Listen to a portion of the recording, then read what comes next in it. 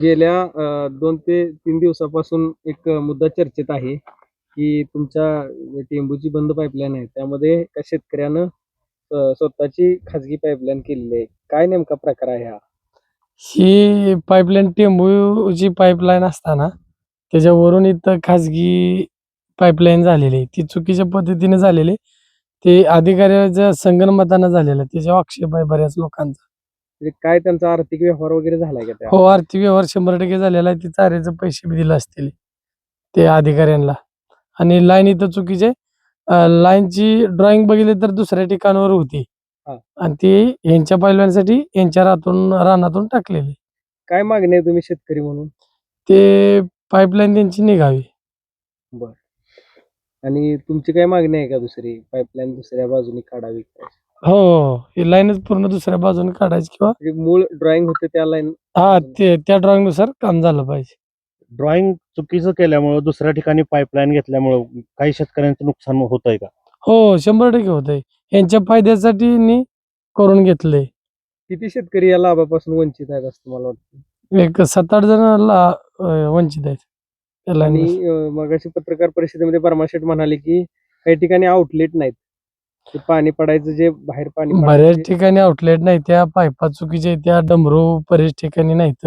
सगळी चौकशी लावली तर कोटभर रुपयाचा झोल आहे सगळा. तुम्ही त्या प्रत्येक ठिकाणी बऱ्यापैकी चेंबर-बिंबर नाहीत. अधिकाऱ्यांवर काय तक्रार वगैरे केल्या काय? होय, आता इथून पुढे 100% तक्रार होणार ना. हे जर पाईपलाईन नाही निघाली तर तक्रार होतच राहणार. त्या पाईपलाईनमुळे तुम्हाला म्हणजे बाकीच्या शेतकऱ्यांना काय त्रास आहे का? हो, त्रास आहे ना. म्हणजे काय त्रास आहे? चुकीच्या पद्धतीने ड्रॉइंगच झाली नाही. जी होती ती झाली नाही. चुकीच्या ठिकाणी पाईपलाईन झाली ना. यामध्ये कुठल्या अधिकाऱ्याचा हे असेल असं मला वाटतंय? हे काय पहिली जे अधिकारी होते, इंजिनियर, डेप्युटी इंजिनियर, कर्मचारी त्यांचं. त्यांनी संगनमतानं हा हां, प्रकार केलेलं. घडवून आणलाय. हां, या टेंभूच्या लाभ क्षेत्रातील एक शेतकरी आहात. आज बऱ्याच शेतकऱ्यांचं म्हणणं आहे की ही पाईपलाईन जी आहे ही चुकीच्या पद्धतीने झाली आहे आणि त्यात एका शेतकऱ्यानं सरकारच्या पाईपलाईन बरोबर आपली पाईपलाईन टाकल्यामुळं भविष्यात एक मोठा धोका उद्भवतोय किंवा शेतकरी वंचित राहतील असं होय तुम्हाला होय वाटतंय का? होऊ शकतो की भविष्यात धोका होऊ शकतो. ते पाईपलाईन लिकेज झाली ती काढताना टेंबूची सुद्धा लिकेज होऊ शकते. आणि दुसरी गोष्ट, काही ठिकाणी शेतकरी एवढी वंचित आहे ती की वरून जी पाईपलाईन गेल्या ना त्याचं कॉक कुठं काढल्या तर ती जे कॉक आहे तर पलीकडल्या बाजूचं उत्तरेकडल्या शेतकऱ्यांना तर त्याचा अजिबातच लाभ नाही. गावाकडल्या बाजूला सगळाच लाभ आहे ते इकडल्या शेतकऱ्यांनाच आहे. सगळं अधिकाऱ्यांनी सगळं चुकीचं केलेलं आहे सगळं.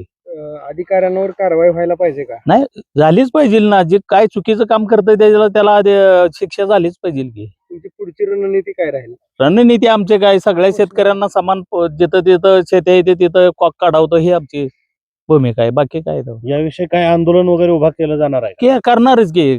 काही शेतकऱ्यांना पाणी मिळेना तर ते आंदोलन उभं राहणारच आहे भविष्यात.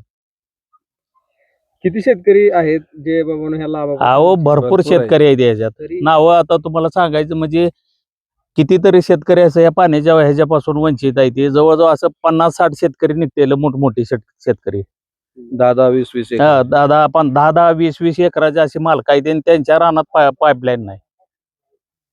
आता ही जी पाईपलाईन केल्या ह्याच्यातून, ते शेतकऱ्याला म्हणजे शेतकऱ्याची जी पाईपलाईन आहे आताची ती काढावी असं तुमचं मत आहे का?